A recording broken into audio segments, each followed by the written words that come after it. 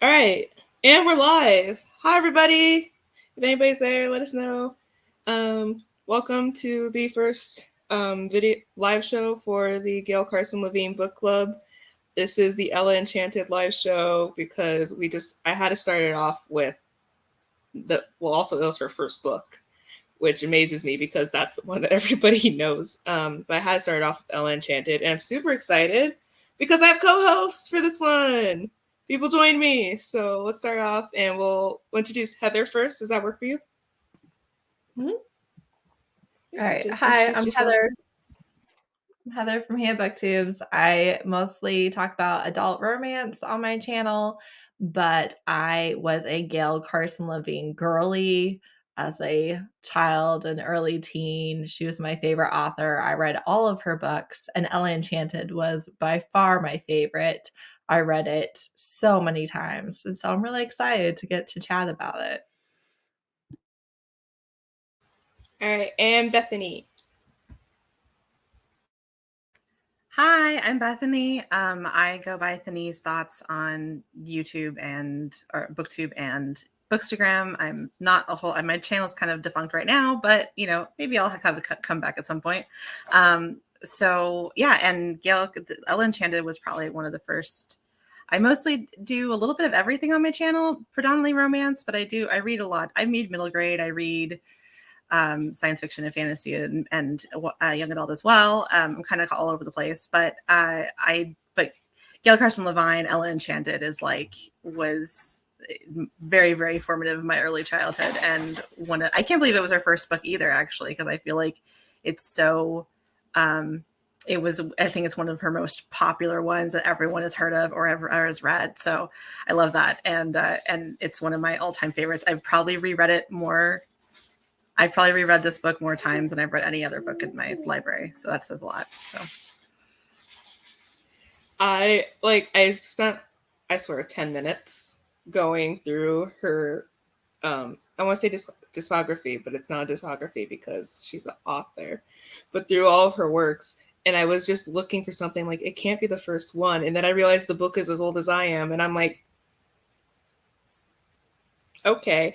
And just kept going through, just looking for, because I know that she wrote anything outside of fairy tale retellings, when she has like a lot from other genres and everything. And I was like, I only knew Enchanted, Fairest, and then the Two Princesses, but I haven't even read that one. So, also, I'm not welcome to my channel. So good. Two Princesses of Bamar is my second favorite for sure. I love that one.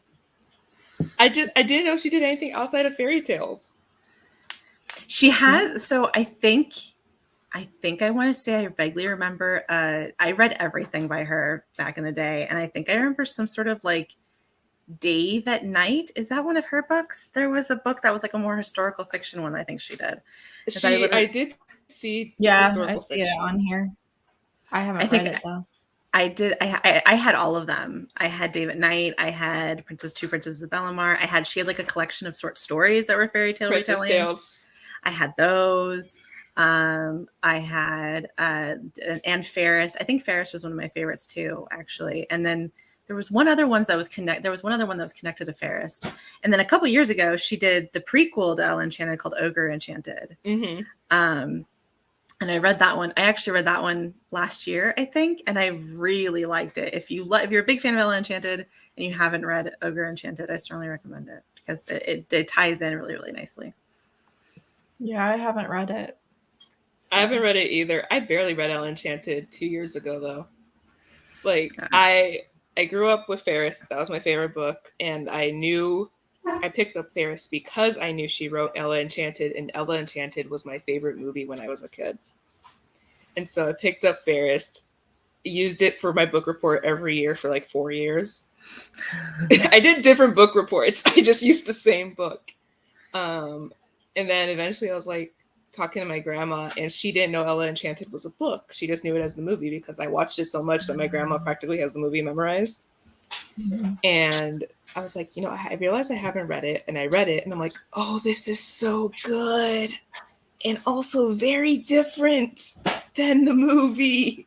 They are practically not the same at all. Not the same at all. I remember I was super hyped for the movie. It came out probably when I was I think it came out when I was in high school and early high school maybe. And I was super hyped and I watched the first 5 minutes and I was like, this is going to be nothing like the book. Okay, let me totally rearrange my expectations of this movie and just enjoy it as something completely separate because it is not like the book at all.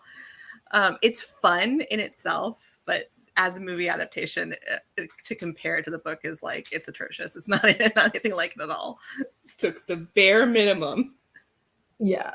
I definitely think the movie is much more enjoyable if you're not going to it from the book. It's not Which, luckily for me, I hadn't read it. Right. Yeah. I can very easily see loving that movie, but going into it expecting I mean, my favorite book has been made a movie. That was not a fun experience. No. That's something that definitely could use a reboot. But yes. I did have the soundtrack for a while though, because I liked the music from it. I thought the music was really good. And that was Anne Hathaway's like initial like foray into singing in musicals. Like she did, that was way before she started doing, before she did Les Mis and won the Oscar. I was like, I knew she was saying before it was cool. Like I was super like that kid. I didn't know that was her as a kid. Like as a kid, I was like, oh yeah, like I just didn't think about it, even though I was like very much like I'd always be singing one of the songs. I was like, that's somebody else, right? Like how in The Lion King, it's not actually the voice actors, because in The Lion King, I didn't think it was actually the voice actors singing for some reason. Which it is, which is the funny part. It's like out of all the movies that would have been true for, I picked the one where it wasn't. But I didn't know, like, and even reading this, I kept comparing it to the movie.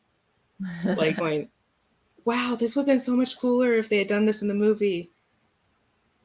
There's so much that could have been. Char is so much better. Oh, Char is so much better in the book. So much. Like not even comparison. No evil uncle. That was such a weird storyline. And I love Carrie Eloise. And I was just like, this is weird. I don't like this at all. No weird snake. It's very strange. Strange choice. It was like Char was just Char. And he was like, actually, they were friends because it's so sudden in the movie. Mm-hmm. It's like a really nice, slow build of their friendship in the book. That's actually really lovely. So, the movie just didn't do it justice at all. Right. I feel like the romance in the book is very age appropriate. Despite the fact she's getting married at like 15 or 16 or whatever it is, ignoring that little factoid. It's very clear that they have a slow, gradual build where they liked each other on their very first meeting and they continued to like each other on each meeting, but you can really see why they would obsess over each other, even though they're spending so much time apart, why they would live in each other's minds and would be like, oh, like I really like that one. So I thought that it was really well done, especially for the age group that she's catering to. He got her a centaur. That's like the sweetest thing. He got her a centaur, was like, I named it Apple. And then after it's like, we don't have room for that. He's like, well, I'll take care of it until she has room for it. There's you can see that there's just a genuine connection between the two of them. Like there's the attraction, but there's also a genuine connection. Their personalities mesh really, really well. He's super serious, but she kind of brings this levity to him and this lightness to him. That's really nice to see. And there's such a and Gail Carson Levine just blends it in so well and so writes it in just so beautifully. And that these two, they haven't had a lot of time together technically, but there's just an easiness to their relationship and their friendship and to something more. So I will say I have to share the story. It's very embarrassing, but it's since we're talking about the romance, I do want to I think this will give you an idea of how obsessed I was with the book. Was that I must have been 12 or 13, and I had I had not, my mother had not taken me to the bookstore because I was in a rural town. It was harder to get to the bookstore. I had to be driven there. Didn't have public transit.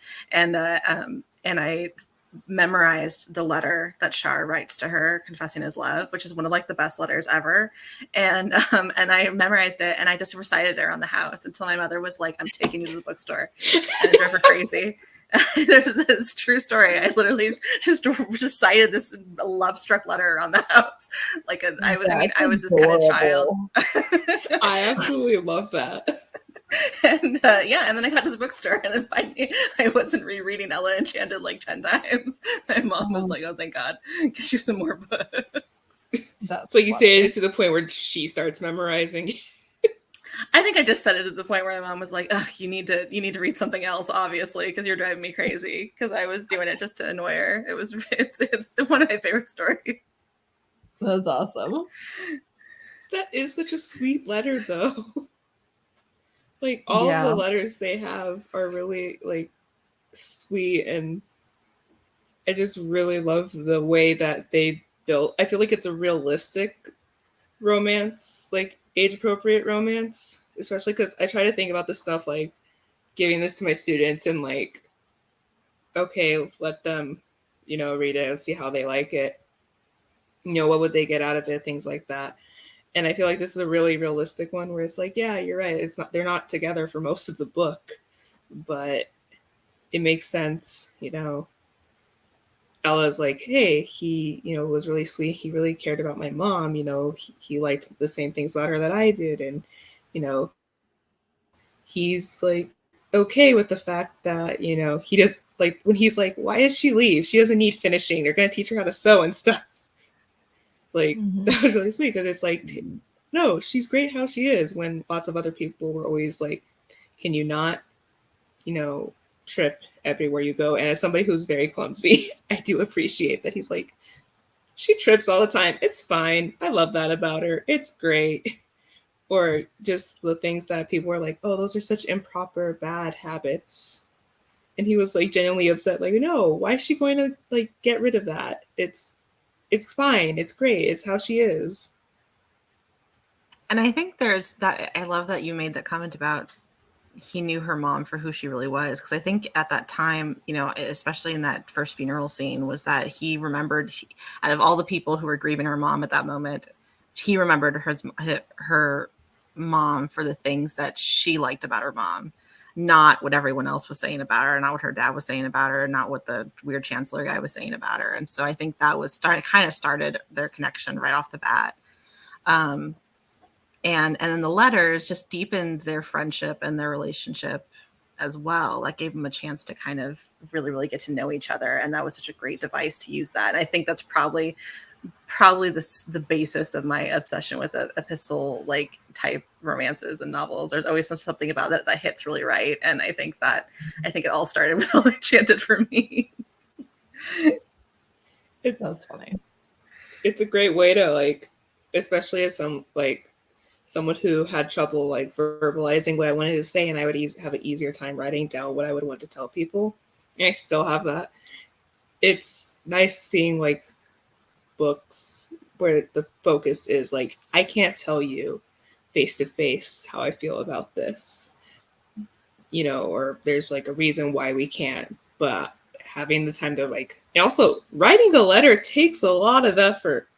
Like, it takes some time because you got to sit there and then you got to write it, and then you misspell something. You got to go back and you're like, oh my God, I can't send you a letter that's all scratched up. Then I got to rewrite it.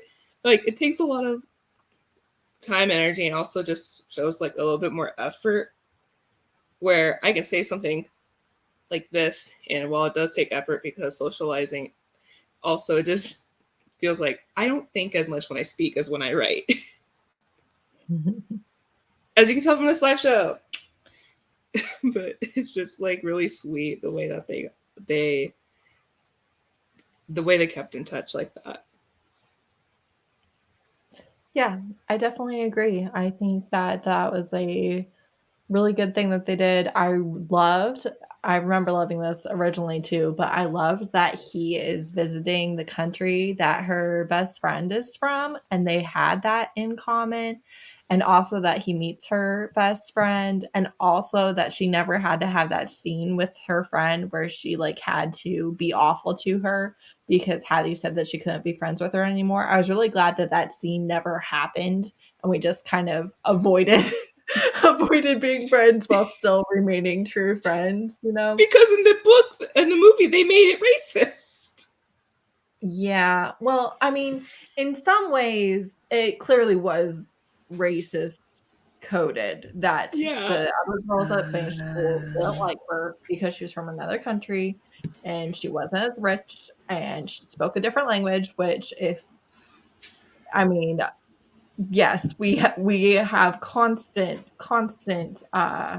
examples of that kind of discrimination, right? That if you speak English poorly because it's your second language, we're going to treat you like lesser than, even though you have done more by learning another language than someone who is only speaking their birth language, but also just how, you know, stereotyped it is, where so much of the way that people treat people with any sort of accent is literally based on a stereotype because they don't know anyone that makes it real to them. So yes, to me, I think that in the book it is like indicated that the other girls, the nobility, were racist, which would, you know, check.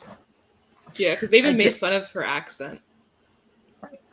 Yeah. No, I didn't consider that, but yeah, absolutely. I think, and did the book, I don't even remember how the movie did it, to tell you the truth. I didn't remember that part at all, because I felt like they didn't, the friendship was very surface level in the movie, I think, as compared to the book. The book, they really had a deep connection, I think, as friends. So,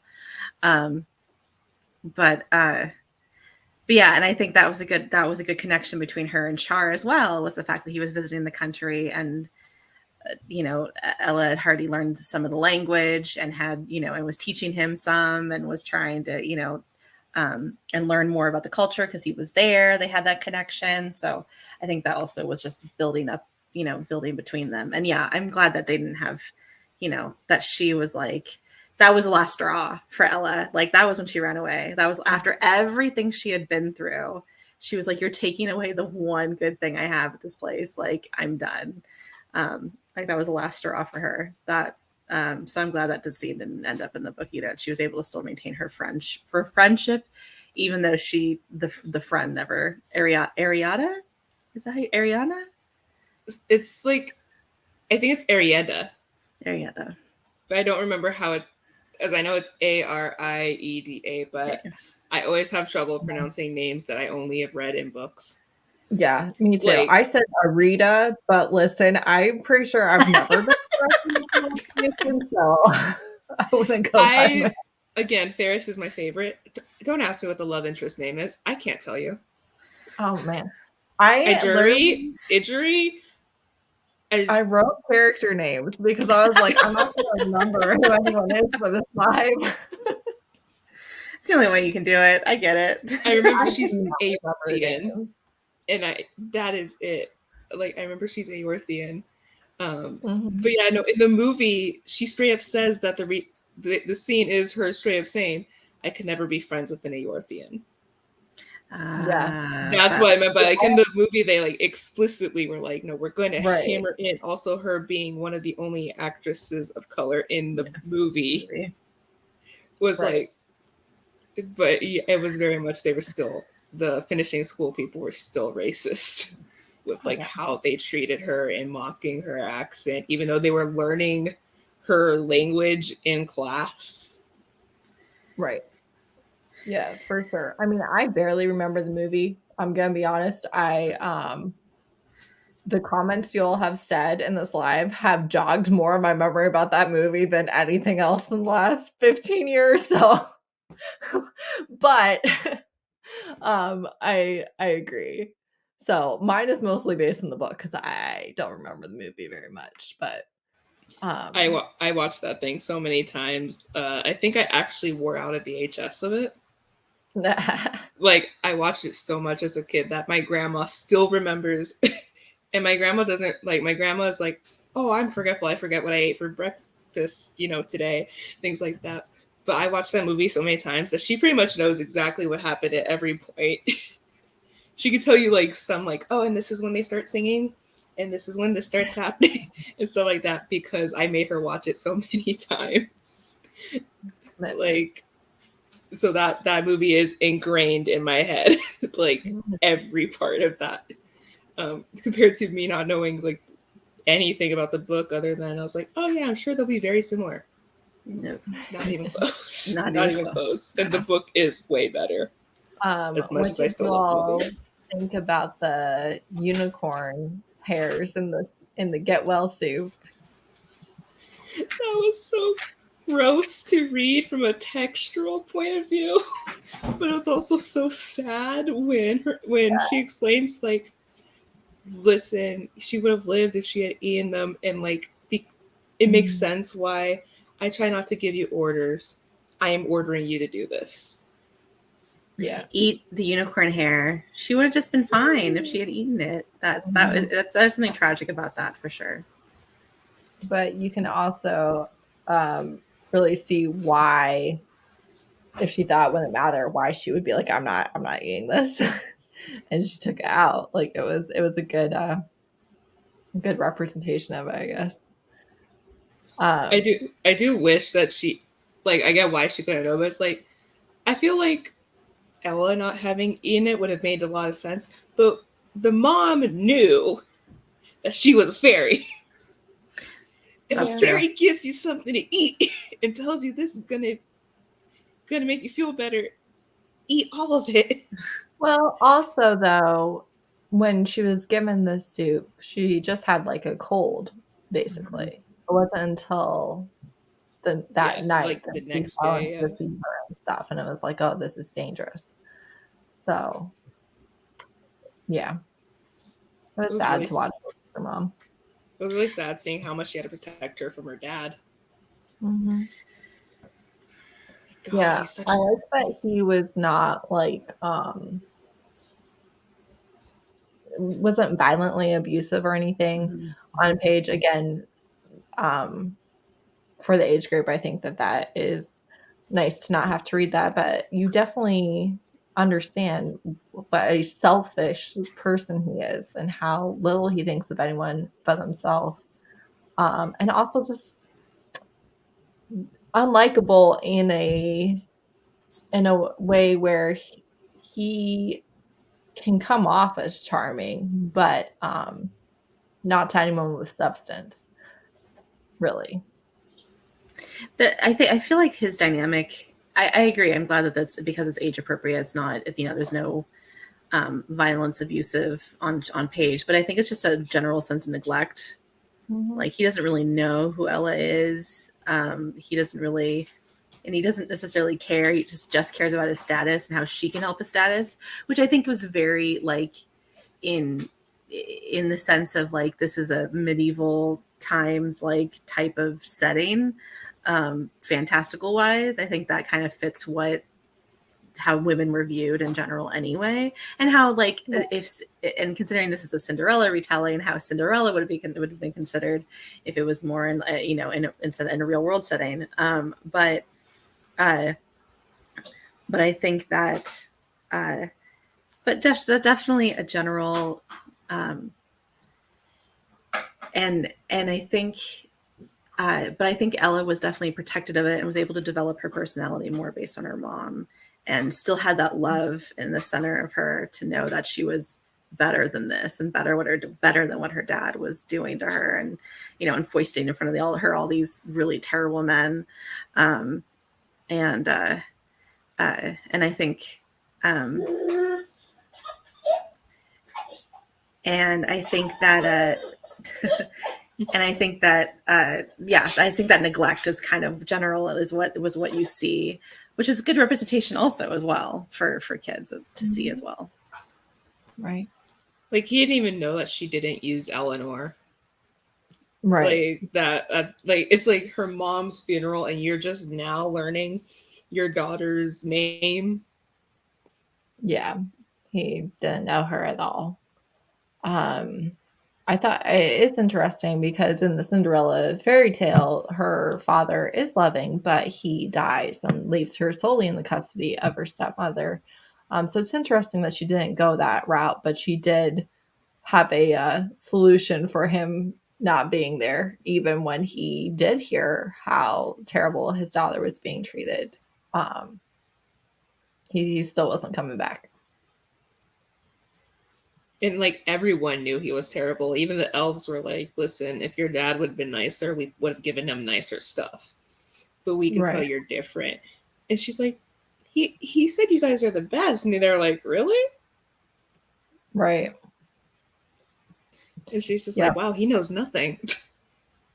Well, I think that could also be considered racism essentially too. Like he's manipulating this culture and trying to get the best profit or whatever. And she's actually being very respectful of their culture, and they're gifting her something of their own free will. I think that says a lot about her and her approach as opposed to his. Right. I remember as a kid, especially the Char rescuing her from the ogres being like one of my favorite scenes. And like her like trying to break the curse and like being like, oh my God, I'm getting away. I'm getting farther. And then she like almost trips over an ogre. And it was like, oh, I was going the wrong way. And that's why the curse wasn't kicking in. And just like trying to save her life and she can't. I thought that really illustrated like super well how much she did love Char, that she was willing to break the curse for him when she literally couldn't even do it to save her own life. Are we going to get into the curse? Let's talk about the obedience curse. That's because what an interesting plot device to like make this be the overarching theme of why because you think about it, Cinderella retelling or a Cinderella story, like why would she become a servant to her stepmother? Like why, when you're obviously supposed to be a daughter of the house? It doesn't make any sense. But here she has an obedience curse that basically forces her to. And in such a Ella is such a contrary character. Like she doesn't let herself, she has this obedience curse, but she doesn't let herself be obedient as a person. She fights it every step of the way. And so it's just such a great way of like how she got reduced in circumstances to the point that she did because of it. And yes, and then several times, not just once, but several times she has to try to save her life or get out of bad situations. She has to give up her mother's necklace. I'm not gonna lie, that scene kills me every single time. I cried. I actually put the book down for 3 days. Because I felt so bad. Like that Hattie takes that necklace, it makes me like want to scream. Like I just get so upset every time. And then getting away from the ogres and so many other scenes where it's like you think that she'll break it and she doesn't until finally she breaks it for the only type of true love that she can. I think there's something really great about this kind of Cinderella is such a really great adaptable fairy tale in general. And so I think this is going to be forever my favorite retelling because I think it's just so clever and so well done and such a really interesting, and the character's just so well written to do it with. So yeah, I'm a little biased on that, but that's I think it stands as my favorite Cinderella retelling of one of them of all time. Yeah. Go ahead. Oh no, because I'm gonna segue a little bit, so you go ahead. Well, I was just gonna say, I do think that the way that she fights the disobedient or the obedience curse, and she's not just I grew up very, very religious, right? And the fact that she was not just sweet and submissive and, a mother complex or any, like she she would make you pay for every inch that you made her obey. And I just loved that about her. I think that was one of the big reasons why I fell in love with her character originally, was because she had such a sense of self-worth, right? She knew who she was and what she wanted to do. And I, like we were talking about earlier as well, with her father not knowing her, between her mother and Mandy, the cook, her fairy godmother, she had such a strong support system with these women who really just were there to have her shine and to be like, look, you are all things wonderful, and, and we love you, and you can do all these things. And I think that that's one of the things that makes it really special, is that she, because like you were saying too, why would she be a servant? Why would you just put up with that? She doesn't, right? She's not this character that is just a pushover and you're just like, can you stand up for yourself? She can't stand up for herself, and yet she still does. And I love that about her. Yes, I 110% agree. She is such a strong personality despite this obedience curse against her, and she does. I love that fact that Mandy has to give very specific instructions, because every time she'll come back with like the scene where she came back with like 3 options, and then she went back and had to give like, no, you have to do, she just would keep fighting it and didn't want to give into it. I think like I said, she had this obedience curse, but she was not an obedient person. Whether she was because of the obedience curse that she wasn't an obedient person, that was just her personality in general. It probably made her more so of her personality than if the obedience curse hadn't existed at all. So, and then also always, I think especially, I didn't think this when I was rereading it now, but as a kid, I was just thinking about so many things in your life are commands. People give you commands all the time without thinking about it. And how would you have to be constantly aware of how people talk to you, and if what's a command and what's not. And I think that is it kind of made me go, gosh, glad because I don't have that kind of curse on me. As a kid, at least, that was my thinking.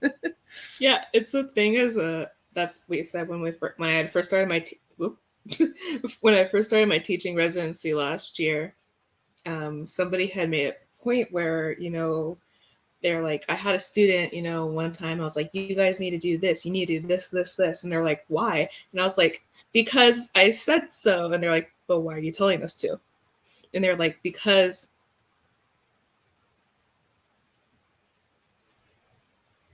like not realizing why they're given this command. And they're like, I just realized I've just been telling these students, do this, do this, do this. Not like, hey, y'all, we're going to be doing this. It's just like, no, it's because a lot of us are like, well, I told you to do this thing, so you're going to do this thing now. And you're supposed to do it without, thinking about it, without talking back, or without questioning it, even when it's not like disrespectful, it's like a genuine. Because I was like neurodivergent for the win, I was always like, but I want to know why. Not because I'm trying to be like talking back, which a lot of people assume. It's like, no, I'm genuinely curious. Why are we learning this? Why do I need to know the Pythagorean theorem? Why do I need to know the quadratic formula? Like, the genuine question is like, because you need to. I'm like, that's not an actual answer. Right. It's like, it's not. It's like a lot of things we tell people are, especially kids, you're right. It's like a lot of it is commands. Go brush your teeth. Go do this. Go do that.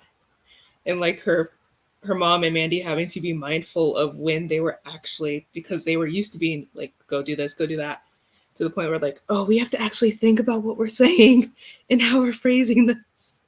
This is very important. Well, like how Mandy so absentmindedly on her 5th birthday was just eat. And then she just couldn't stop eating. Like how, like that's such a general phrase, and but yeah, having to be consciously aware of, how she needed to phrase things, and make sure to clear your plate. Yeah, right. Oh gosh, yeah. Mandy, And Mandy was more ones who kept giving her tasks and kind of giving her more commands. And I just love the fact that her mother was not, gave her very few. And that was, and then where it lasted until she was as old as she was, she didn't tell anybody about the curse from when she was 8 to when she finally broke it. So that was like a command that she had kept this whole time. Think of how many commands would be in your head that you'd have to obey all at the same time. I couldn't imagine. Sounds terrible. It's like, you can tell me 3 and that's it. That's all I'm going to remember. Eventually one of those is going to have to get swapped for something else. I am not keeping track with all of that. But it's like... It even mentioned that at the finishing school, how the teachers, like, she couldn't keep track of all the commands, and the curse didn't make it easier for her to obey the commands. She just had to do it on her own, and she was literally, saying it over and over again in her mind, trying to keep track of all the things to prevent her symptoms.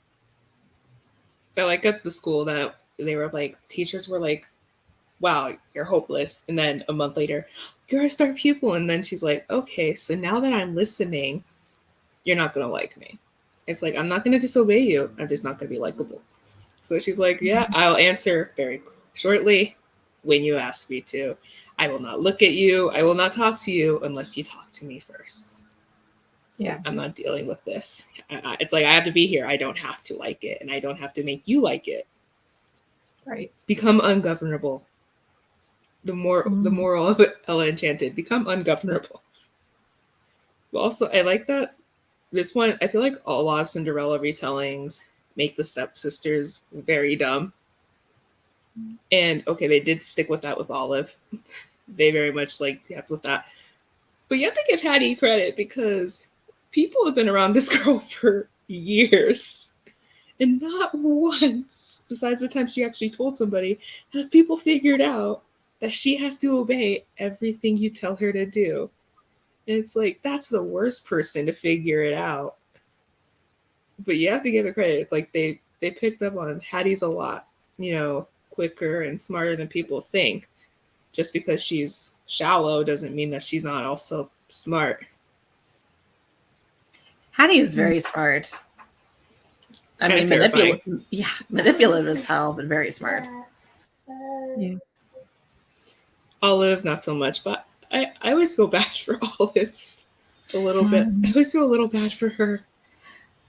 Yeah, but she's also not malicious, but she's not very much a good person either. She's very selfish, but also has been neglected a lot from her sister and her mother, right? They just kind of treat her as an afterthought. So, hi! This book is so good. We love it too. It's just like, I feel bad for Olive because every single thing that her sister or her mother says about her is just full of hatred. It's like, just every single thing. I'm literally thinking through the book. I don't think there's ever a time when anyone says anything nice about Olive except for Ella going, well, she saved us from the ogres because she wouldn't shut up. That's not nice. It's like... Right. Yeah, and you can understand why she would be kind of obsessed with what she can get because she's not being given much. So Olive was, she's a character where you don't like her, but you do have sympathy for her. And go ahead. I was gonna say, she figured it out too, though. I mean, she figured it out because Hattie figured it out. But she still figured it out. Again, lots of people didn't realize that, she would, have to do it. It feels like a very specific thing where you're going to notice that someone who was fighting you consistently, the minute you phrase something a certain way, is, stiff and doing what you say while glaring at you. Well, even the teachers, right? Perfect example. Yeah. They don't figure it out. It's like... I think, well, first of all, I think Ella it seems like she was super sheltered, right? She only lived with the servants and the mom, and her house was so informal with the mom when the dad was gone that like she just was in the kitchen with Mandy all the time, and that wasn't seen as that wasn't seen as a bad thing. That was where Ella felt comfortable. So I think there was a sense that, and probably the servants knew or had some suspicions, but maybe they didn't know the details. But I think there was just she had such a small, she wasn't out. It wasn't until she went to finishing school that she was around probably so much more people. And I think the teachers probably were clueless because they wouldn't think, oh, this is a curse. They would think like, oh, she's trying to get better because she's such a disaster. Like they weren't thinking like of what that she was cursed. That's why she was trying so hard. They were thinking that, oh, she wants to try hard to get better. It was like, no, she physically like has to try because nobody would want to defy us. Yeah, I don't think the teachers would have figured it out. But the other girls, I'm surprised didn't figure it out sooner. I think that made more sense than the teachers figuring it out. And Hattie being the first one to figure it out made sense too. Ella needed more support. She did. I mean, I get why she was sheltered because they explicitly explained it. She had the one family that worked with them. The son found out or she told the son, this was before the mom said he couldn't tell anybody. She told him and then he started abusing it. And so they're like, oh, we have to keep you away from anybody that we can't trust. But like nobody thought like, let's make a little clause. Like, unless you're about to die. But I guess when you're thinking about it, it's like, it just, that wasn't sustainable. Even if the mom had lived, that wasn't going to be sustainable. Well, that's the thing. If you look at it as a real life situation rather than a book where you know the story from beginning to end, a lot of times as a parent, you think that you're going to be there to help your child in the next stage, right? You're very focused on the current stage, much more so than preparing for the next stage or, making I just lost my word. Contingencies. Thank you. For every possible worst case scenario in case you're not around. Like a lot of parents will have a will and love life insurance and stuff and most don't, let's be honest. So, like, it's not like everyone does. But like, as far as future planning for your children goes, that's about as far as anyone goes, right? For the most part. And so you have that, you assume that you're going to be there to help her as she gets older, to help her as she enters her teens, because her mom died young. And then also, again, real life, someone acts weird, you're not like, oh, maybe it's a curse. maybe. And also in this world, you might say, well, they have magic, but it was very outside of the norm for a fairy to go around doing big magic. This was not a thing that was like a normal accepted part of their society. Fairies don't do this. Literally the only one that does is Lucinda. Lucinda. My God, I think lilacs. I think my perspective is always a little bit different because I came from a family where we did plan for like me to be by myself for the future because so many family members were sick. But I have a very specific like scenario where it's like my grandma had cancer, my gramps was on dialysis since I was like 11, with my dad, but like my mom was like, anything can happen, your grandparents got sick, anything can happen. We need to make sure that you're going to be able to sustain things by yourself. And so I think that's very much like filtered how I think of these things, where I'm always like, that's not sustainable once she's by herself. But the fact where it's like, but most families don't think like that because I have a very specific way that I grew up. And obviously, I'm sorry that you had to go through that, but also probably your mom didn't have all of that put in place the very first day that one of them got sick, right? And in the book, the lady's sick for like less than a week, right? Before death. So that really, like, everything was fine. Everything was good. And then very abruptly, it was not. And even by the time, and I think there was that part where, Ella was like, well, why didn't you save her? And Mandy was saying, because by the time I knew that she was that sick, it was too late. So yeah, it obviously evolved very quickly. And yes, it would make sense if there was contingency in place, and it would make sense if, that she probably would have been put into some sort of finishing school, or the mom probably would have put her into something and probably vetted it herself for something that, Ella could manage. But yeah, the death was so unexpected. You didn't get that chance. Ella was kind of thrown into it. I think there was one other point I was going to make about the finishing school and the death, but I lost it. I'll have to get it back in a second. We'll see. Yeah. Well, and I think that you can really see why Ella would sometimes struggle with being so angry with Mandy, because it's like, you have the power and you keep saying rules, like you can't do it, but you can do it, but you're just saying that it would be a bad thing to do.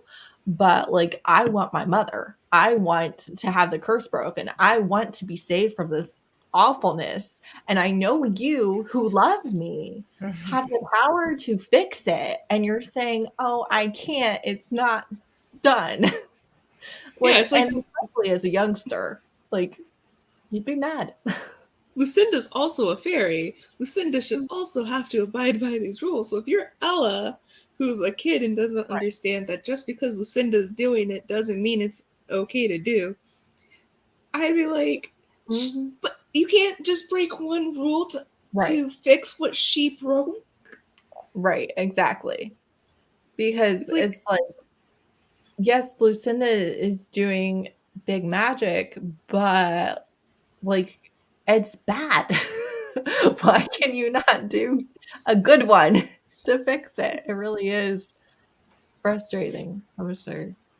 It's like, just one time, so maybe ogres don't have such an easy time trying to eat me.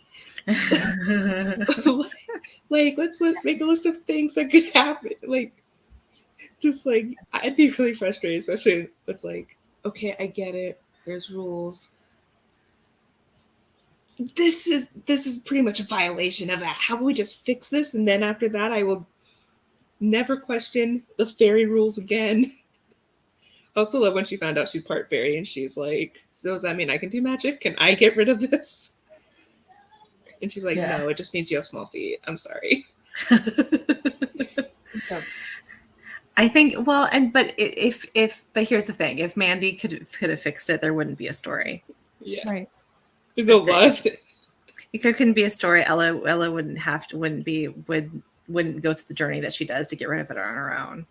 And that's what makes it compelling and interesting to begin with. So yes, I could be frustrated, Mandy, all I want, but at the end of the day, Ella had to have her own story and her own journey, as well as, but Mandy's book helped her so much. Yes. Yeah. That really gave her a lot of peace and a lot of, and a lot of hope, I think, too, when she was in some of her darkest moments.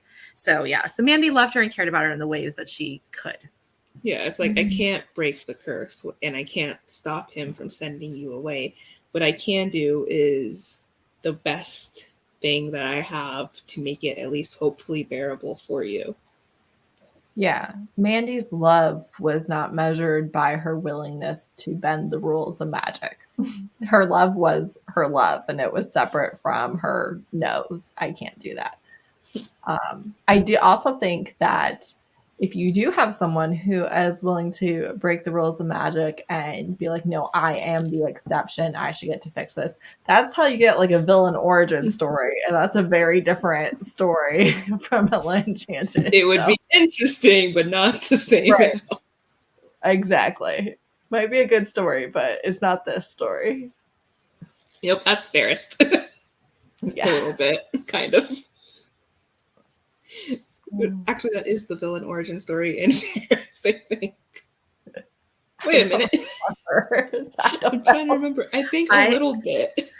I don't remember. I liked Ferris. I don't remember Ferris very well though. I remember, but in Ella Enchanted was ingrained into my brain. So right, yeah, same. What did you guys think about the giant wedding? That was an interesting scene, just like of a different culture, a different type of people. So they have their own customs, and it was kind of interesting to see. And then Lucinda giving her dumb gift again. Lucinda just got to stop. So in the movie, she breaks into song at the giant's wedding, and it's very confusing. But so I always visually remember that. That's like the second-hand embarrassment scene that is ingrained in my brain. I'm just like, oh, this is why I can't do this. And it's my favorite Queen song. It is my favorite Queen song, and I think part of it is because I love that movie so much. Probably, but it's so embarrassing to watch.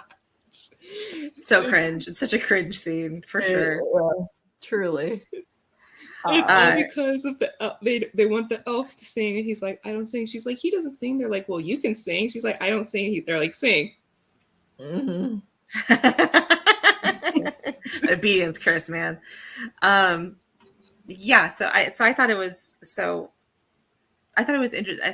interesting, and just kind of gave her another opportunity to respect cultures, because she does that with every group of people she meets along the way. Even, I mean, the ogres are the bad people, but she still learns their language and still manipulates them using their own way in how to do it. So yeah, I think it's an interesting scene. I don't remember quite much more about it.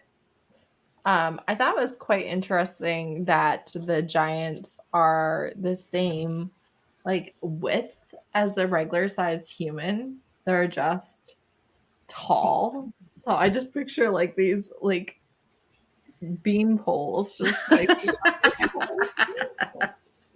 it's funny.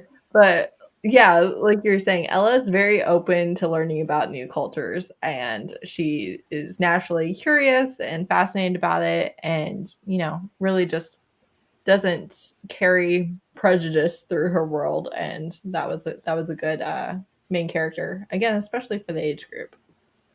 Even with the ogres, when they're trying to eat her and Char saves her, she's like, why is he being so mean to them? He didn't have to be that rough with that ogre. That's because she's listening to the ogre's enchanted words, and he's saying, we're your friends. Oh, okay. I was like, she's like, yeah, they're your friends. Why are you doing that? And then it breaks. But smart though, learning how to speak ogre. She is she's one of those people, and I think that this is an interesting distinction, honestly. She's incredibly kind. That doesn't mean that she's all things good and nice and sweet. It doesn't mean she never has someone that she hates, or a thought that's like, oh, I just kind of wish that they would fall on their face or whatever. She's not that kind of ideal, up on the pedestal, perfect, just so lovey-dovey person. Cinderella. Yeah, you're right. That's not who she is, but at her core, she is incredibly kind. Everything that she does is going to be kind. If she's being nasty to you, you more than deserved it. She's not ever punching down or anything like that. And yeah, I don't always love characters who are a little too good, but I do really, really love characters who are kind and also clever and also, you know, all of that. So. And she's all of those things. That's a great thing to talk about her, is how kind she is. And when she probably could feel otherwise, considering that she's this obedience curse, she could be more mean spirited, and she chooses not to be. And that could be in the influence of her mother or influence of her upbringing or just who she is. But I think that that's a great distinction. And despite her father, who's definitely despite him, who's not kind at all. So yeah, I think there's something very true in that. And I think that Char gravitates to that kindness too.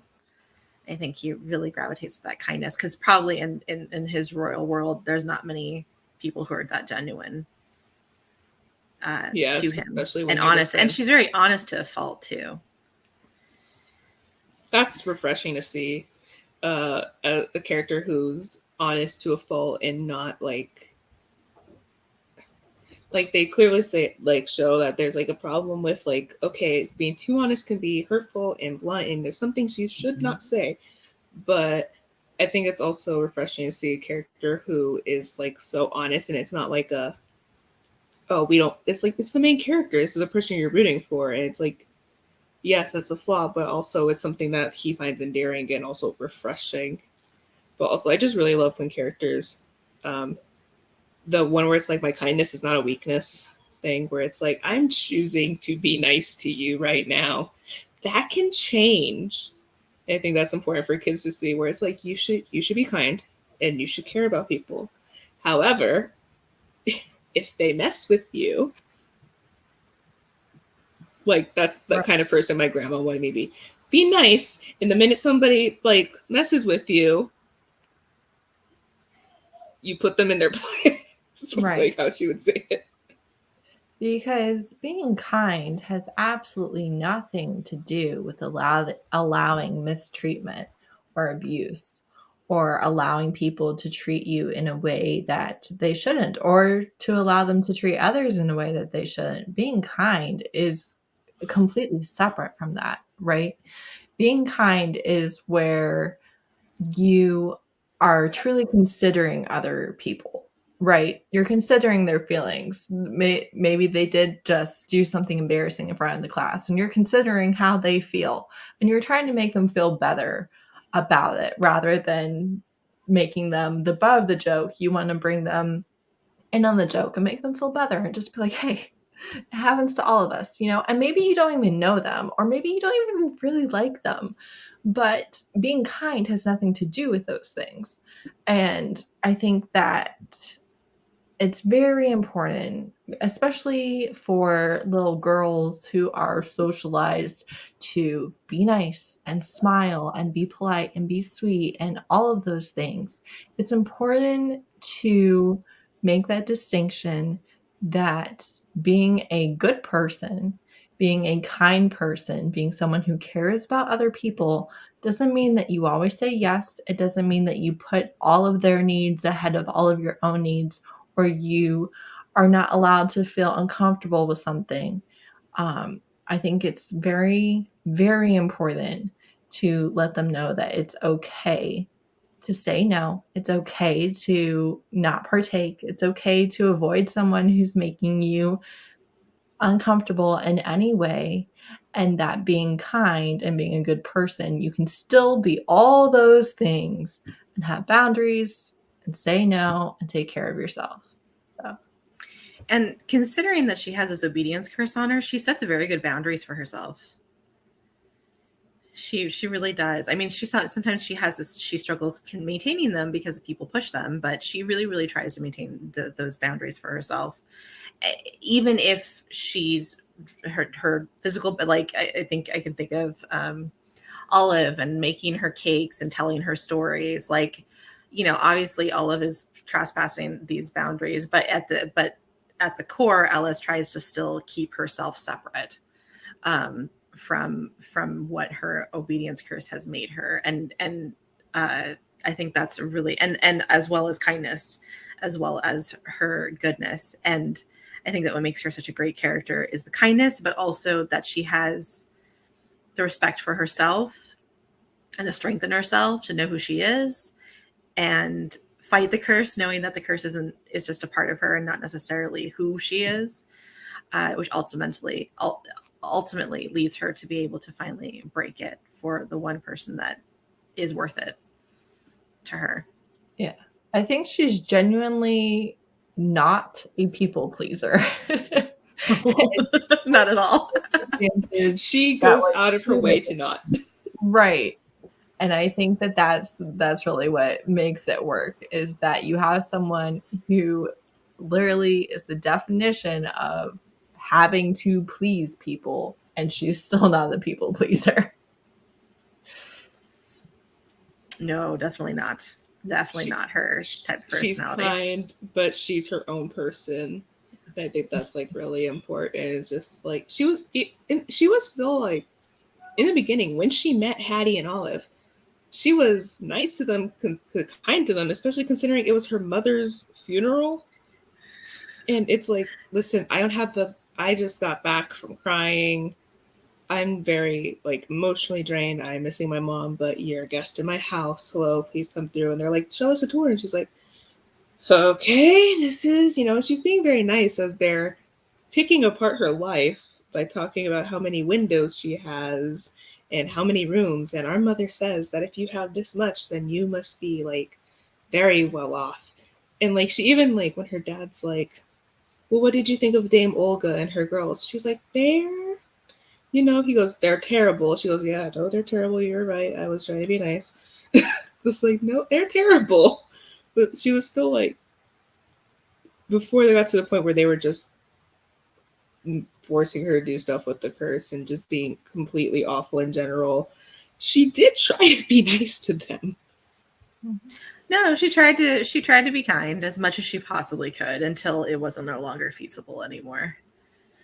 She genuinely did. Can I just say that one of my favorite random scenes is the fact of Ella finding out that Hattie doesn't have real hair. Yeah. And she wears wigs. I don't know. There's just something really funny. There's something really funny about that and how vain Hattie is. That's her one like vice, especially that she couldn't figure out why she was touching Ella's hair when she gave her the truth stuff. I don't know why, but that's just one of my favorite like little small reveals that Ella just is able to like hold on to and have a petty like satisfaction over when she has so little that she can be able to go against Hattie in any way. So I think there's something satisfying in that. When she throws Hattie's shoes out the window and into like the pig slop. That was satisfying too. Like none of this would have been a big deal to her if Hattie wasn't exactly Hattie. Like all of this would have been like, she wears a wig. Yeah. Okay, I don't need to tell people that. Oh, I mean, I'm not going to throw her shoes. If Hattie wasn't such a jerk. It's like at that point, it was the one thing she had to hold on to was she's jealous of me because of my hair. Well, yeah, there was nothing wrong with Hattie wearing a wig. We know that, right? There's nothing wrong with that. What the issue was that Hattie would have made someone else's life miserable if she had found that out about them, right? Mm-hmm. Guaranteed. And also, it was a way to hurt Hattie in a way that only hurt her pride and vanity. That was it. It wasn't physical harm. It wasn't emotional harm. It was just a perfect petty revenge. Yeah, it's she had to. Hattie took her mom's necklace. She had to. Like I was like, I love that the epilogue specifically says that she got her mom's necklace back. Absolutely. Because if she hadn't, I would have been like throwing tables. Absolutely. Yeah. Yeah, it's like Ella well enough as a character to know that the only reason she's holding on to like that piece of information is specifically because it's Hattie and it's how she treats her. Like, she's established enough as a character, like you're talking about how like she'll like respects cultures and like tries to make people feel not pleasing people, but she's just kind and like, oh, will this make you feel better? Like one of the first things she does is she meets, I can't say her name, Arietta. She meets Arietta, and she's like, oh, you're Aorthian. She says like one of the phrases she knows in Aorthian, and she's so excited to be able to talk to somebody, and then she gets so sad when she's like, oh, you don't know more, that she's immediately like, but I like learning languages. Will you teach me more? We can talk, in Aorthian all the time if it makes you happy. And she's like, oh, well, people don't really pick up on it. She goes, I'm good with languages. Try me. Like she, at that point, is like, you seem nice, and this seems like one thing that will bring you comfort. Please let me help bring you that comfort because you're nice. Yes. Right. Are you enjoying the book too? Are you enjoying the discussion? Yeah? Yeah. You woke up at 9:00? Yeah? Mm-hmm. She's very vocal.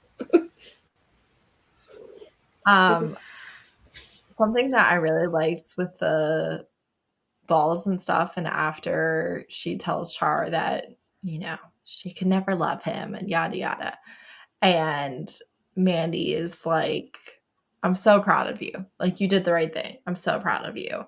And Ella's like, I would have rather been his wife. I would have rather been happy and in love than doing the right thing. Like, I'm not happy about this. And I read it again, last night. And I just remember as a kid too, just being like, yes, this, like, you're doing what's best for the greater good, but you are admitting emotionally you don't want to have to do it.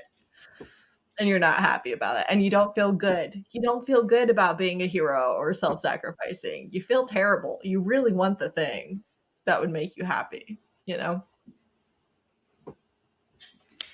And that goes into her kindness again, really, too. Like, she knows that it's best, even though it's really killing her. This man that she really cares about actually like loves her back, and she can't do anything about it. So yeah, but it's definitely a mood to be like, I'm not happy about it.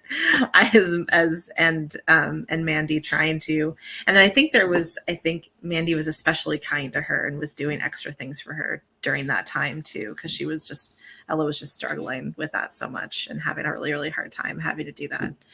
So yeah, there's something really and then letting her go to the ball despite all that too. That's a whole thing as well. I love that it's the 3 nights of balls, so you get like more extended time with them going back and it building from there. So yeah. And Mandy knowing is probably a bad idea, but Ella being like, please just give me this. Like, just give me something. Right. Especially since Mandy could have taken her free will away with it, right? Yeah. She could have prevented her from going, and she didn't. Which it would have been wrong for her to do that, but at the same time, people who love you, especially like parental figures, right? They will tell you not to do something because they don't think it's good for you, right? And they're not always right. And sometimes also, like, it's your mistake to make, right? But just, we have this specific scenario where the parental figure has the ability to just nip it in the bud, and she lets her do what she wants. Also because Ella, like, even with the curse, there's nobody she really would have been safer with than Char. Like, she would have been safe. He would have, like, he was smart enough that eventually he would have figured it out. Yeah. So it's like, there's nobody that would have taken back, like, made sure she was okay, that she would have been happier with because he could, like, keep up with her, and nobody would, like, be safe. Nobody that would have been safer. Her dad would have approved because Prince, she wouldn't have had to deal with all the other, guys and everything. it's like that really would have been the best outcome, but it still was the right thing for her to do, was to tell him no. It was too much of a risk. She would have had been constantly looking over her shoulder in for threats against and super protective of anyone in the castle finding out. Anyone, like not even I mean, yeah, the prince would have cared for her, but what if like his chancellor found out, or anyone who could have been trying to grasp her power? It would have just been all bad. And she also I think she makes a good comment where she says, like, as a princess, it would be 10 times worse to follow obedience and have to follow like princess rules and being told what to do in that instance too. So it wasn't, I mean, Prince Charles could have protected her as much as he could, but there was only to an extent that he could have been able to protect her. Granted, it was better than like the servant position she was in, but it was a different kind. And I think Ella recognized that as a different kind of prison for her, in a sense. It was still more limited freedom, and it could essentially lead to harm to someone she really cared about. That was the thing that was the breaking. That was the thing that she just couldn't tolerate, that she just couldn't accept of that kind of risk. Yeah, she's like, I have to live with this and deal with the dangers that come with this. I don't have to put people I care about and love in that position. Because no one was going to come after Hattie and Olive and David. Yeah. Like no one was. They weren't in jeopardy in that sense. Like she was a servant. She was the lowliest of the low. But her being in a position of princess and power, with everyone looking at her and having to, be and having to obey anyone that they said, and work against her husband, that would be not a good position for her to be in. So I completely understand why she had to do what she had to do, but I can also understand her heartbreak over having to make that choice. Yeah. Right. Yeah, the issue was not the interpersonal relationships at all, because you're right, she would have been safe with Char and he would have made her happy, and I don't think he would have, held the curse against her in any way or any of the things, right? He was a legitimate, good love interest who would have taken care of her and loved her. The entire issue is because of the political repercussions, right? The implications, the possibilities. And as someone who has always loved fantasy, specifically for like the court intrigue and the political machinations, like the backstabbing and the manipulation and all of that, this makes sense to me. And if the author didn't immediately be like, oh, hold up, this is going to be a problem, me as the reader would have been like, nobody thought of this. Nobody thought of the fact that like this could have far-reaching consequences. So, which they get into in the movie. Yeah. Terrible ideas. Terrible ideas. But because which is why I think the evil, that's going into the movie again, which is why I think the evil uncle was such a terrible subplot, because it was like there was threat already there. You didn't have to make a villain to make the threat credible, right? But I digress. Issue with evil movies like that, even like the scene that you said, Knox, about with her friend, the issue with movies is so much of the book, right? So much of it is inside the character's brain. It's quiet moments. It's her sitting in a room by herself reading a letter. It's all of that. And then you have to take that and you have to put it on a screen. And you can't have just her running dialogue be the only way that we get information in the movie. You can't have her just going about her life and nothing happening. I know, yeah, she's like thinking things and she's reading things, but she's just sitting around. Like, that's not a movie. So you do have to change the scenes to have visual impact. And the way that you do that is by having the thoughts and the quiet moments in the book, right, become actual character interactions on the screen. And so a lot of times, like, I don't like that. I don't like those character interactions. But when you do think about it, it's like, well, were we just going to have in her mind be like, no, I can't do that to my friend. I'm going to be so sad. Like, So a lot of times it's that visual component. Even like, I don't know if you guys watched Persuasion. I was just thinking that. I was like, otherwise you end up with the latest Persuasion movie, and we don't want that. Persuasion movie. No one else likes it. I like it. I'm like, this makes so much. I am with you. I'm with you, Jane Girl, because let me tell you, like, we need to know your thoughts, and it makes perfect sense for you to like break the fourth wall and tell me what you're thinking. Like, tell me, because that is what so much of the book is her like very witty insights of the people around her, but just her thinking it. So yes, well, I have a whole thesis on this. I haven't watched the new movie, but I do know there's a lot of hate about it. But I think that makes sense, that because the Persuasion is also a very compared to Pride and Prejudice. Persuasion is a very internal story. While Pride and Prejudice, there's more parties, there's more outgoings. It's a lot more, you see a lot more conversations happening.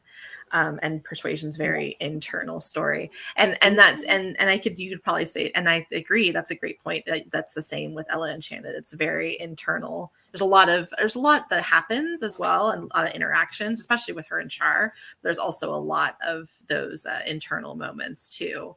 Yeah. I just think that the threat, but again, the threat of the evil uncle, and Knox, you're right. The fact that like the evil uncle's this cartoonish character, and it's Carrie Elwes, and it makes me just like practically has evil written on his forehead. It's like so painful and silly that it's just like, it just takes away it takes away the story from me, but because I have the book, obviously. So and yes, I think there's a lot. That's a great point of they have to redo it in a way, but I just wish they had redone it better. Yeah. Also, my problem with Persuasion is specifically the way the dialogue happened, because there really is no way to tell that movie without having it be. She has no one to talk to. Also, kind of like Ella, she's very isolated. Like, there's no one she can really say these internal feelings to. Ella has more of a support system than she does in the movie. My problem, though, is specifically the way they adapted certain dialogue. Yeah. Because other than that, okay, that would have been a great way to make Ella Enchanted. Listen, we can. We're gonna take a tangent. Let's go. That's not true. If I were going to do a video about it, I would have done it last July when it came out. But I have enough material to do a video about it. Let me tell you. I have this theory. Okay. Listen. Okay. Like, no, don't do another Jane Austen. And I'm like, yes, do another Jane Austen. Here's the thing. Number one, this is not our only Persuasion, right? We've already had a Persuasion. I grew up on it. That was very true to the spirit of the book, right? And I think a lot of people were kind of frustrated by like the snarkiness or the one-liners, and it was like, okay, but one, we have the book. Two, we've already had many adaptations of the book, right? So doing another adaptation and having it be a little bit different and having it be for the audience that you are delivering it to makes sense to me. And again, not only do we already have it, but you cannot tell me they're not going to make another Persuasion movie in the next 15 years. Of course they are. Like they are. So it's okay. Bound to happen. A little bit different. And it's fun. Like, I think and I'm not against like bringing in these, these books that have been adapted 100 bajillion ways into the modern context either. And there's always going to be naysayers against it though too. So, I haven't seen the movie. I can't say if I dislike it or not, but I was never like, I know I've seen clips and I know that people were just so like, thought it was abhorrent, and I'm like, I don't think it could be that bad. Like, listen, Amy, I am on an island by myself. I'm the only person who enjoyed it and watched it multiple times. Like her the way I was like, this is great. I don't know what y'all are hating on. I'll eventually watch it. When I watch it, and if I love it, I will contact you and let you know, so you know, Heather. And if you don't, be on an island by yourself. Please let me know. It's specifically the way certain lines were adapted that I was just like, I don't know why this bothers me so much in my brain, because other than that, Dakota Johnson was a good casting choice. People gave grief for Dakota Johnson being cast. Right. Hazel, are you good? Are you good? Okay. My cat's meowing. It was like, Dakota Johnson was a good choice for that. I don't know who played him, but the actor was a good choice. You know, like they did a good job with the casting. Hello, you're in the middle of us talking about Persuasion. We swear it's related. We swear it's related. You have a thought train and it connects if you follow it long enough. It does. It is the Jane Austen adaptation that would be the closest to Ella Enchanted. Like that is the book that would be closest to how Ella Enchanted could be adapted differently than how it already was adapted. And it's hello. Oh my god, my cat. Okay. So Hazel. So it's like the casting was a good choice. It was a beautiful movie to watch. I mean, I think all movies for some reason I feel like they forgot sunlight exists in most movies, but that's a general movie thing. That's not specific to this movie. Right. You know, things like that. You know, it's just the dialogue specifically. You're wrong, but you're in the majority. So it's fine. Lots of people agree with you. I watched, what's that new like murder mystery on the train movie with Brad Pitt is on there. Bullet Train? Yeah, is it Bullet Train? That's what I was thinking about. I think so. I haven't watched it. Listen, I watched that movie. I could not see a dang thing in that entire it was so dark. I had blankets over my curtains, all the lights off. I could not see it. It was just like watching a movie with a blue-gray tint over the whole thing, where you were trying to see the movie through a veil, and it was not good. Yeah, it's so hard to see movies nowadays. Yeah, and then I can't hear them, so I have to put captions on. I can't hear it. I can't see it. I can't see it. So or it's like dialogue is so quiet, and then there's loud explosions and action. I'm like, oh my god, can I just hear this show or movie, please? How are we this far into the development of cinema and we cannot get this one thing right? This one thing that everyone wants would be great for everyone. You know what they should use to light movies? The LED headlamps that are on most cars now. Oh god. Then I'll be able to see the stupid. Yeah, I'll be blinded. I hate it. Totally. I hate it. That would be an interesting way to adapt Ella Enchanted. The problem is, oh my god, my cat. The problem is that too many people will be like, but they had such a good adaptation. It's like, no, we had a decent movie. It was not a good adaptation. Yeah. Yes. 110%, Morgan. 100.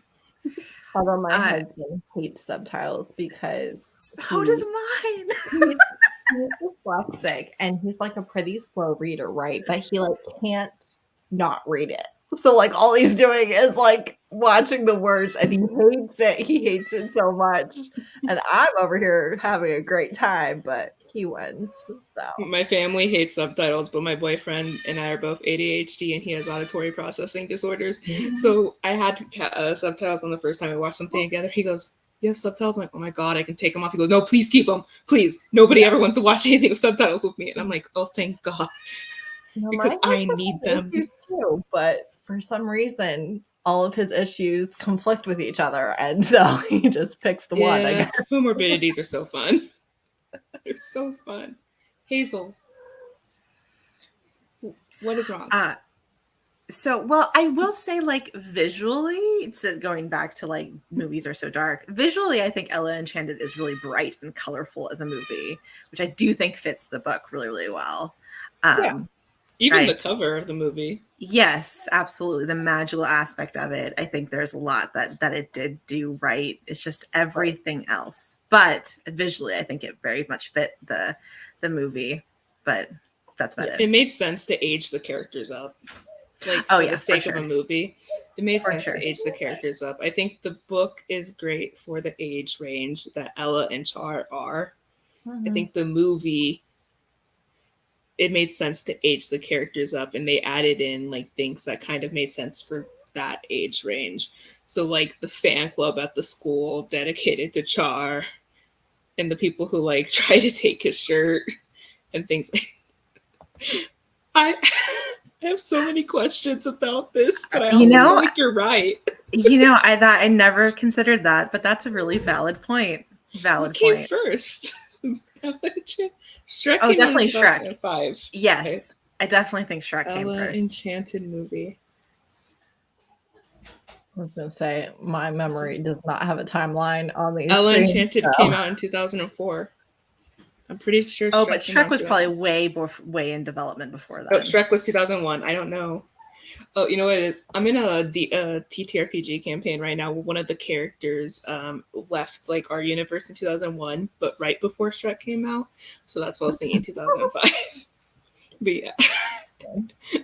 And so it's like a constant joke. Yeah. So Shrek came out in 2001. Honestly, that would make sense on why they made the ogres look the way they did. Because it very much feels like that's... See, I want to know more about the live action Shrek thing. But I also, without context, you're right. Because they included like jukebox musical in a way. Yeah. The ogre design. I feel like we were talking about persuasion and like, you know, the changing of dialogue and stuff. That is actually one of the things that really annoys me about the Ella Enchanted movie, is that they tried to make it like modern high school and, you know, like all of the things. And I don't like that. Like, if you're going to go fantasy, keep me in the fantasy world. Like, give me The Witcher, but appropriate for 12-year-olds. Like, I want that style. I want that representation. I don't want, like, it could be exactly the same as a high school down the road, but you added, like, styled dresses and tiaras. It even added the debate scene from Princess Diaries. Yeah. Like, that scene is in Ella Enchanted. Well, isn't there also, I vaguely remember there was like magical escalators? Weren't they on a magical escalator with her in like the mall or something, or like the town square or whatever? Yeah, I think they were trying to make it modern, and it worked sometimes and not work other times. I thought it was creative, but it still didn't fit really the tone of the book. But it was, like I said, the first 5 minutes in, I literally was like, this is completely different than the book, and I immediately separated it for myself. Otherwise, I would have been like, this is a disaster. I knew it was. I wish I did that with the Percy Jackson movie, but I just didn't think about it. Oh yeah, no. Because if you separate it, it's a movie. It's a movie. It's an okay movie. Yes, there was an aspect. The second one would have been a better movie. But I'm so glad I remembered that. I remembered that. So I don't know why I remembered the magical escalator. I remember the scene exactly now. She's talking to Arietta. Yes, as they're going up. Yeah, I don't know why I remember that, but I do. It's probably been at least a decade since I watched that movie. But anyway, I watched it last year. My partner never watched it, so we watched it. I was like, no, you have to. This was my childhood. The book is better, but this is still... You still have to watch this. You still have to watch this. The book is better, but you still have to watch this. Yeah. Just pretend they're not connected, because really, if you forget about the curse and the characters' names, they're not connected. Right. Should we rate what we gave Ella Enchanted? Like, should we give that? I don't think we've done that. Oh yeah, we didn't. It's a 5-star for me. I feel like it's for what it is and what it's trying to do. That you can't do better with that. Like even my things about like you could have put contingencies planned. No, because we wouldn't have had a story. It's like yes, logically I wish was that thing, but in the book, no, because it's a good book for like this is something like I'm gonna have in my classroom for my students to read because I feel like for the age range because I teach middle school and this is like a good. There's so many things you can get out of it. You can get um, the kind, especially all lessons about kindness that there are with Ella. How to stand up for yourself, even in situations where you can't stand up for yourself the way you would like to be able to. Stand up for yourself in the ways that you are safe and you can. Be a kind person, but don't be, a pushover. Things like that. It's really good, and I also think there's a lot of like the respect for other cultures thing. Especially with this being the first book in me, again, going off of Ferris, my beloved, and knowing more about Aorthia and then like the gnomes and things like that. What I like my one complaint, and this is just a very specific nerdy complaint for me, and I can't get mad at Gail, Carson, Levine about it. I love linguistics. I love social linguistics. I also love conlangs. I want to know how you made these languages, or did you just keyboard smash? That is my one complaint. That's a good question. She probably has some sort of interviews where she talks about it, I'm sure. I need to find them because I am fascinated with how you make languages, like how they developed Klingon, how they developed Vulcan, how they developed, Dothraki. I am very interested in these things. I had to do like a conlang for an assignment in college, and it was really fun. And it's like a very nerdy, specific thing that I want to know. That doesn't affect the rating whatsoever, though. I just want to know because you can see the differences between the different languages. You can see that there are clearly differences. I also would really love to finally listen to one of these books on audiobook. I can't find them in audiobook because I want to hear what it sounds like when the narrator is reading a word that ends in capital Z's. That would be really interesting to listen to as well. I agree. I wonder if it's ever been done in audiobook. That's interesting. Ogre Enchanted has.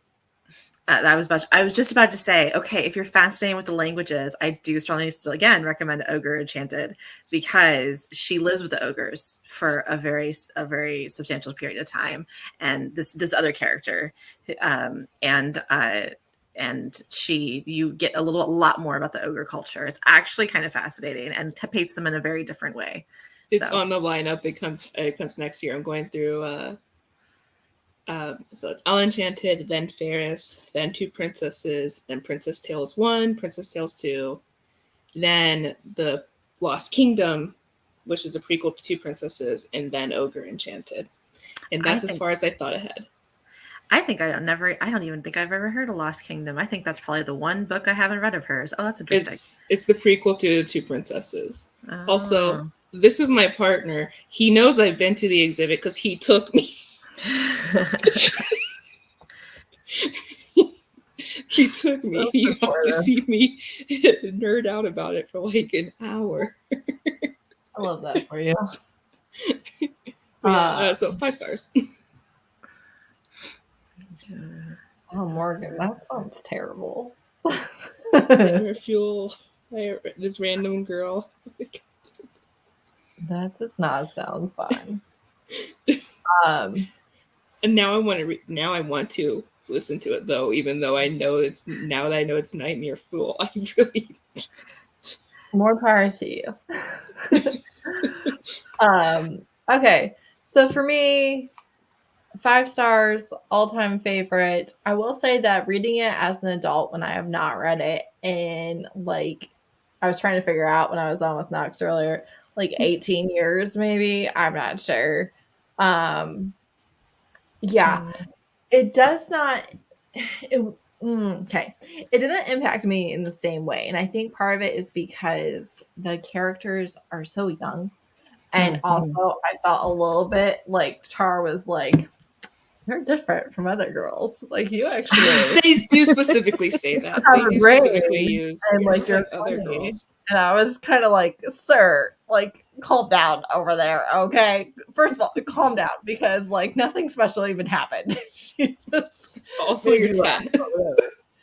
But so there was like you're a child, like whatever. But truly I didn't dislike it on this read. It was just, a middle grade book basically. But for me, like this book shaped me. Like I would not be the reader that I am now without this. This is one of my early fantasy, definitely like fantasy romance themed, but like this was my favorite book for years and years and years. And I read it so many times. And I loved it so much. And part of why I loved it, like I said, was because she never just gave up. She was always making people pay for the obedience. And also, none of the things that anybody did to her ever made her feel small or make her feel like she was less than. When people treated her poorly, she never internalized that on herself. It was always, well, my opinion of you is going down because clearly you have issues. You're not a good person. It was never her turning that on herself.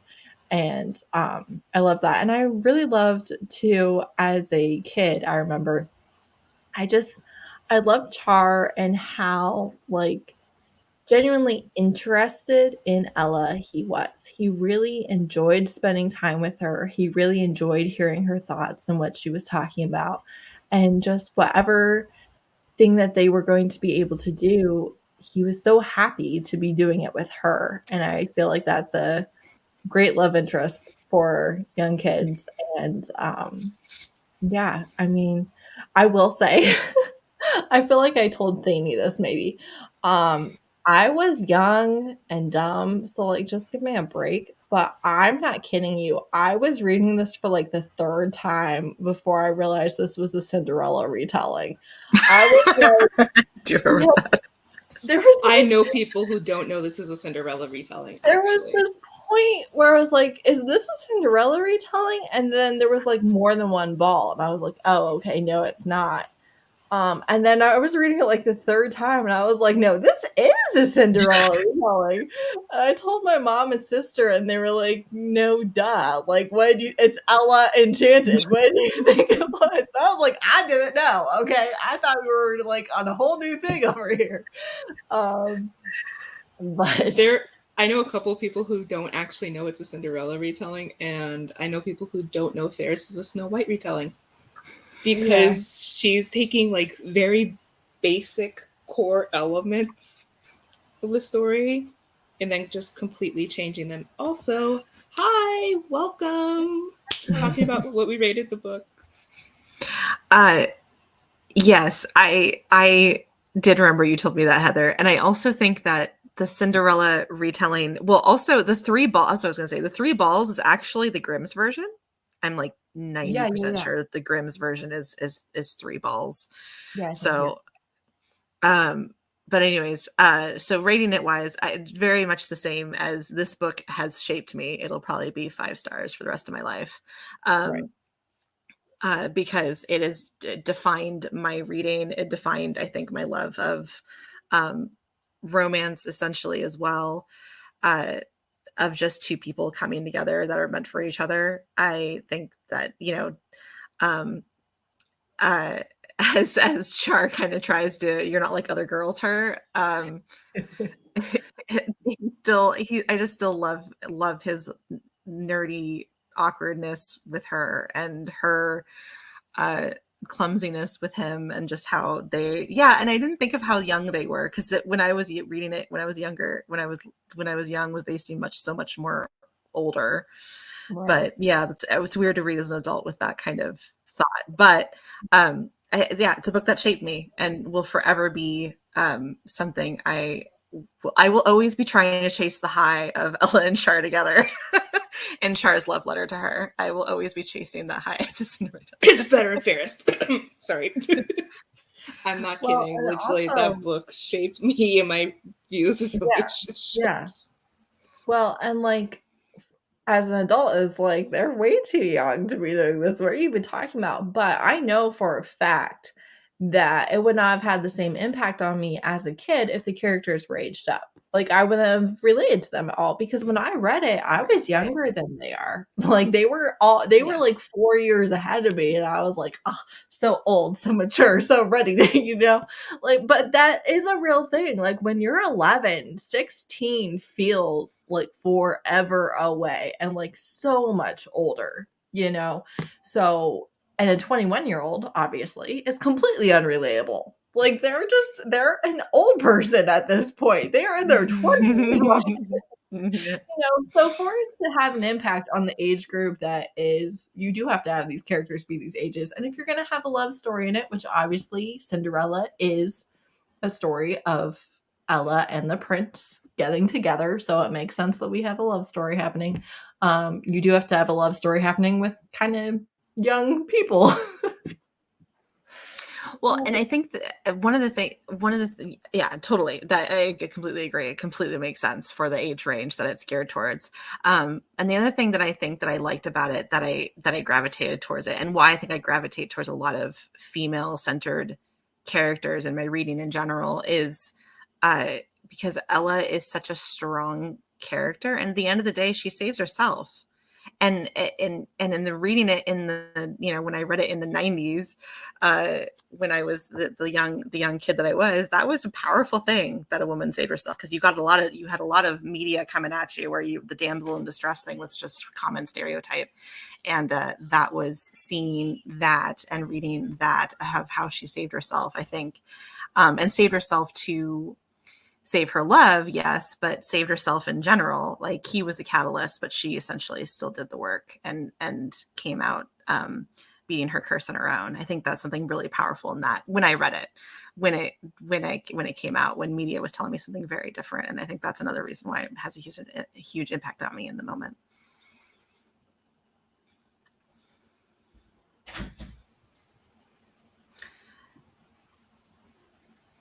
I did just want to mention that was satisfying to see the results of Lucinda having to live out her gifts that she was giving. Yes. It's what you deserve. So true. So true. It is what you deserve. Stop giving them to people. So that was good. You saved the next generation. Good job, everyone. Let's not create that generational trauma. Bravo. Welcome to the consequences of your action. Mm-hmm. So I've been trying to think of what book, because for those watching who don't know, my goal is to, for every book by Gail, Carson, Levine, the next month is a book by a different author, preferably a marginalized author, that kind of is tied in to like basic themes from the book, Gail Carson Levine's book. And so originally I was like, oh, I'll just find a Cinderella retelling. And I thought about it more, and this isn't really this is a Cinderella retelling, but it's yes, we love to see it. It was great. And without all of her beauty magic, she was just appearing as is, whole different person. So I was trying to think of what to do, but it's not really a Cinderella retelling. So originally I was going to say Cinderella is Dead, but that doesn't. Middle grade, YA, or adult works for me if you have suggestions. So I think like the main themes of the book are like saving yourself, like your like self-empowerment. I think it's loving people as they are, like not in a like, oh well, they're doing this really toxic thing, I still love them, but like in a, kind of just like the way that Char and Ella care for each other. Like, she doesn't need to be finished. Are you good? you know, things like that. And also the idea of like the kindness, but also like, I'm being kind to you. This is a choice, and this choice can go away real quick. Mm-hmm. And so I'm trying to think of what books work for that. So for the next one, and like I said, I'm open to any, because I end up reading a lot from different age ranges. I think part of that's because I keep recommending books for my nieces who are 7 and 4. 5. Oh my gosh, she's 5. Yeah. Okay, so it's not Cinderella. It's not. I mean, it is, but it's not. I know for me personally, and it doesn't matter if you take my opinion into consideration or not, it's cool either way.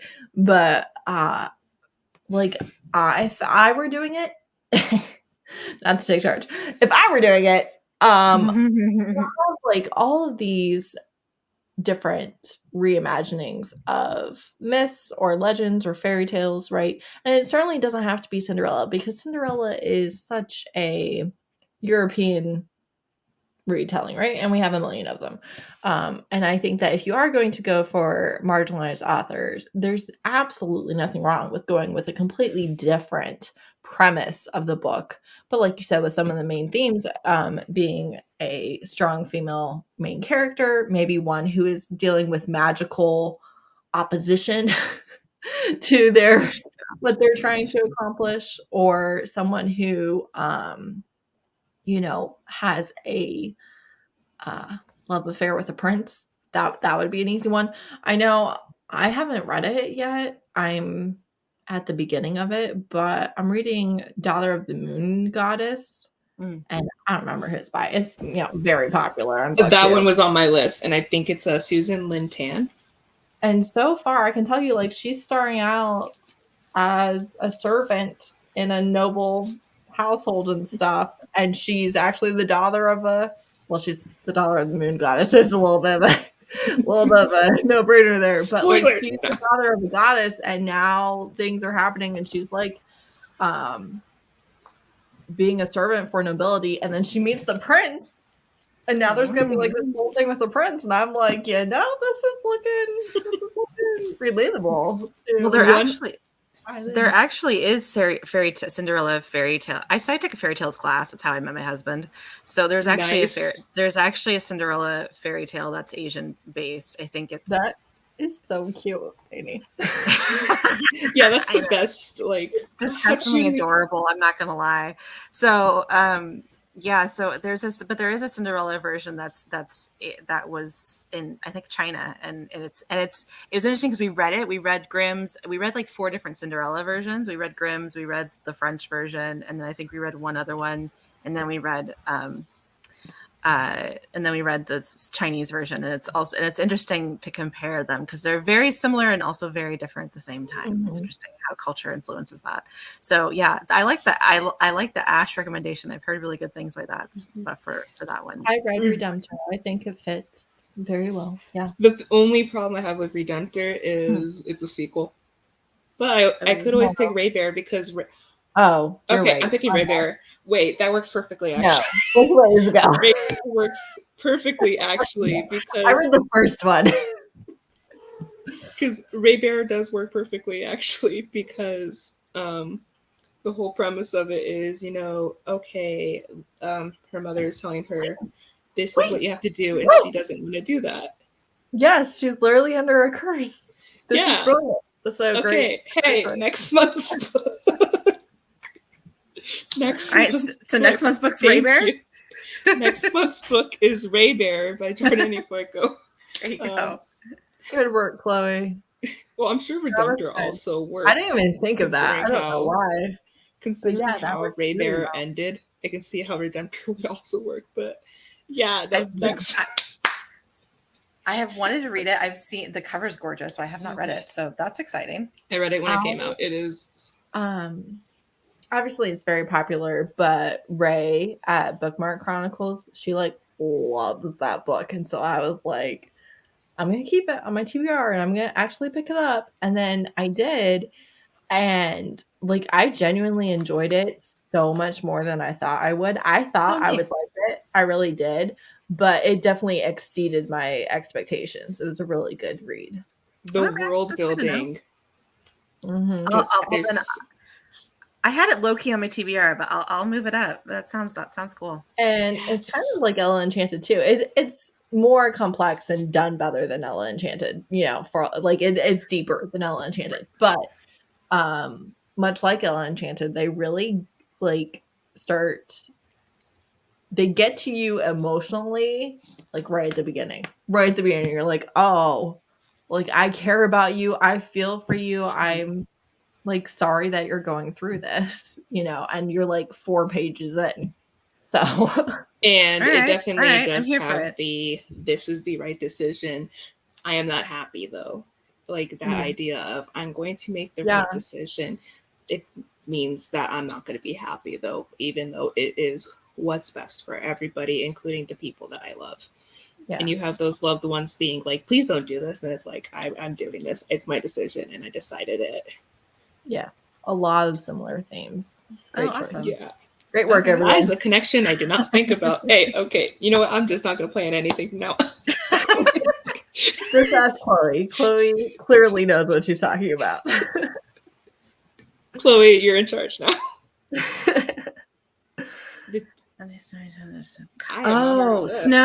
Snow, but I think it's the Once Upon a Time series that I was obsessed with as a child. Let me see if I can.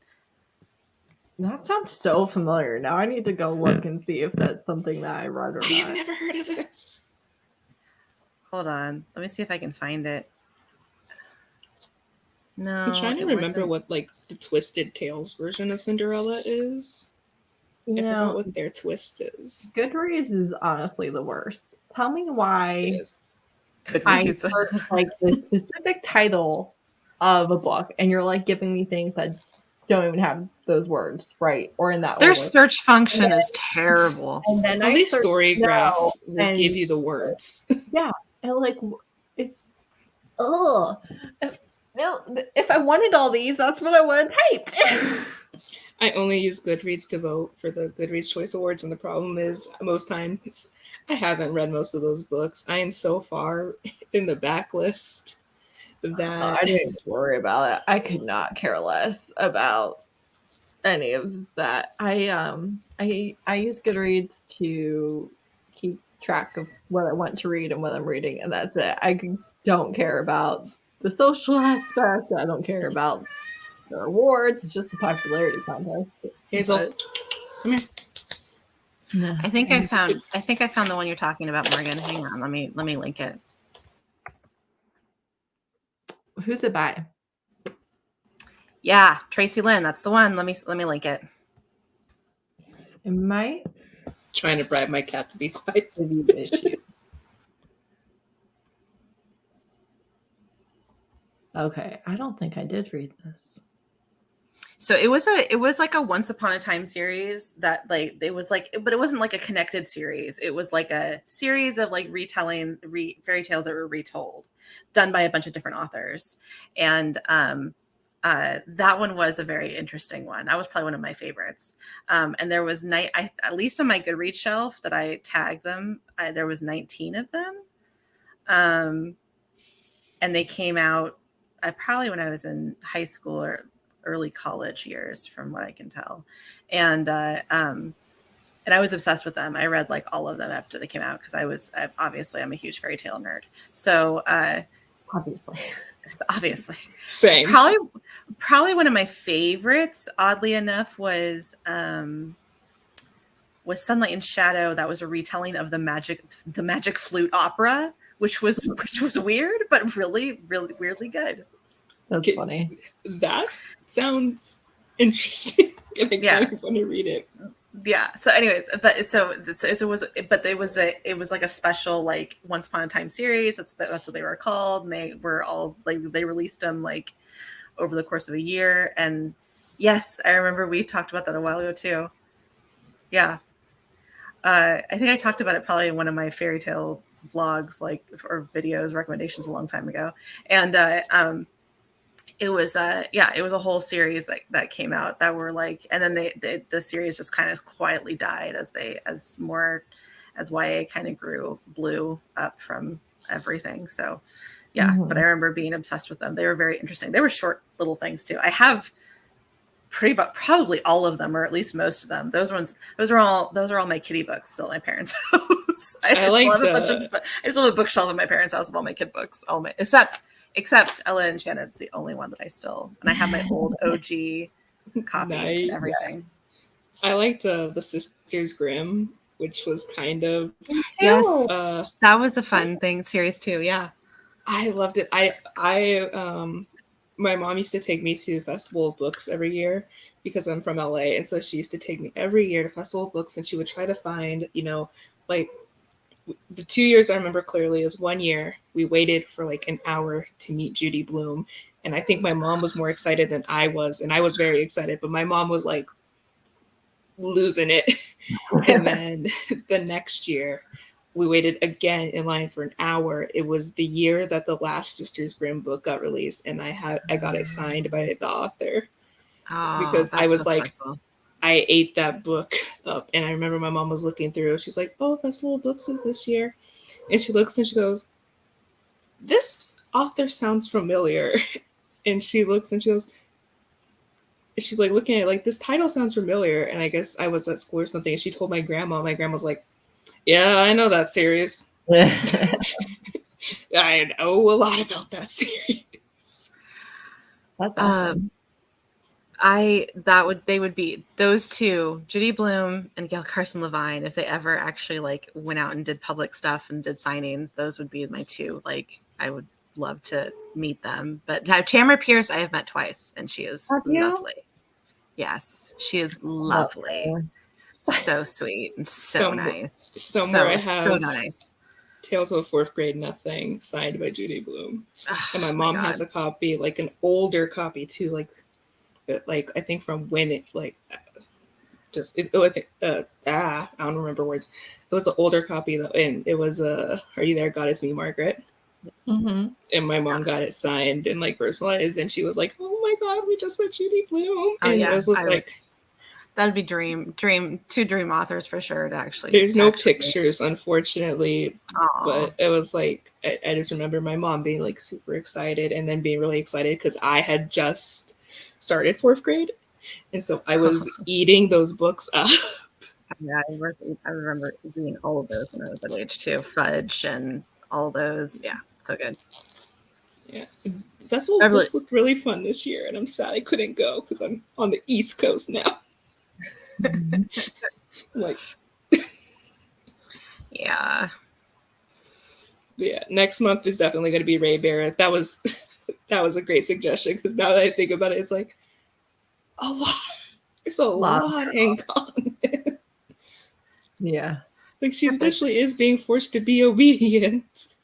Mm-hmm. And I mean, I'm not gonna say more because spoilers, especially if you haven't read it yet, Bethany. But like, it's so I know good. A lot of that's in the synopsis. Like, is the main part in the synopsis?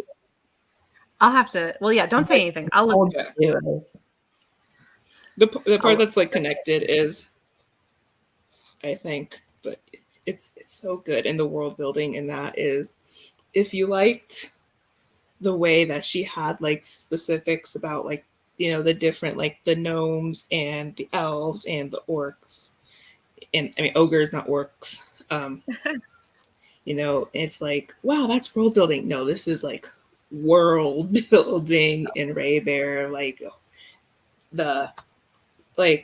you said you liked Heather, you said you liked like the courtly politics and stuff, right? In fantasy. Yeah. The politics in Ray Bear are the best part, at least to me. So, no, it's really well done. It's really great on the character development. You really care about multiple characters, and sometimes their interests conflict, and also you have it's quite interesting because you're following children, right?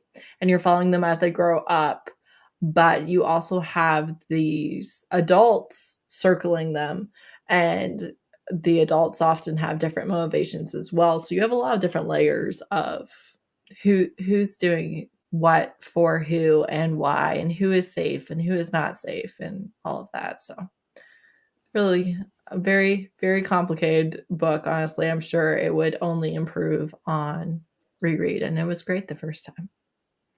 Oh, nice. I'm like 90% sure Raybearer is on script. If people have it, I'm gonna double check right now. But I'm I'm very excited. I'll definitely have to move Raybearer up on my TBR, but I do have to go. But yep, it is 10:30, and I said I was gonna release everybody then. All right. Everybody's links are down in the description. This is my channel. So bye. Bye, baby. Bye. I gotta get that boy to bed. So bye, ladies. Thank you so much for having me. Bye. It was great having you. Bye. All right, so we're gonna wrap up really quick because I did say till 10:30 and it is now 10:34. I am sorry, I am bad at keeping track of time. Thank you so much, everyone, for watching.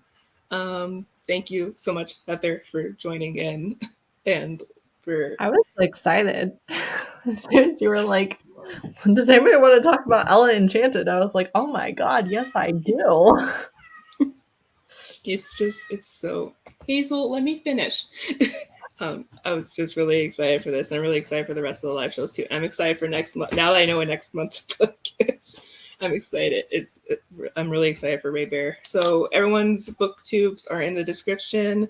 I'm also going to add Twitters and Instagrams. Just right now, it has the booktubes. And yeah, genuinely, you don't have to. That's fine. I'm going to, anyways, probably. And so, don't worry about it. Either way. Yeah, but good night, everybody. Thank you so much for watching. I will post when the next live show is. If anybody wants to be on the live show for Raybearer, if you want to come back, you're more than welcome to. Same goes to Bethany, and I'll let her know too. But if anybody wants to be in the Raybearer live show, please let me know. And I don't have a date for it yet because I literally found out what the book was today. Give me like a week, and I'll tweet about it. So make sure to follow me on Twitter at Knox_reads. That I bid you all good night. Bye. Bye.